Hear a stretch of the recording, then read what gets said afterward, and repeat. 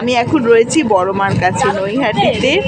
বিভৎস লাইন, বড়মার লাইনে। বড়মার বিকেল 4টে থেকে পুজোর ডালা বিক্রি করা বন্ধ হয়ে গেছে, কেন সব দর্শনার্থী হয়তো পুজো দিতে পারবে না।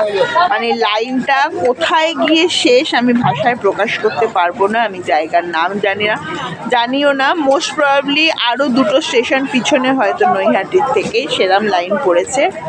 এবার আমি লাইনে দাঁড়িয়ে আছি, পুজোর ডালা আমি নেইনি, আমি ফল নিয়ে এসেছিলাম যদি দর্শন করতে পারি। মাকে শুধু ফলটাই পুজো দিয়ে যাব, কেন ডালা বিক্রি করা বন্ধ হয়ে গেছে। কেন এই কারণে ওরা বন্ধ করে দিয়েছে, লোকে ডালা কিনবে অথচ শেষ পর্যন্ত পুজো দিতে পারবে না বা দর্শন করতে পারবে না, সেই জন্য। যাই হোক, আমি দাঁড়িয়ে আছি 5টা থেকে। আমার একার কোনো ব্যাপার না, কিন্তু আমার বর রয়েছে সঙ্গে। এবার সে কতটা পারবে আমি বুঝতে পারছি না, ধৈর্য কতক্ষণ রাখতে পারবে দেখা যাক। যদি বড়মার ইচ্ছে থাকে ডেফিনেটলি হবে। আমি আসছি, যদি মানে দর্শন পাই অবশ্যই জানাবো।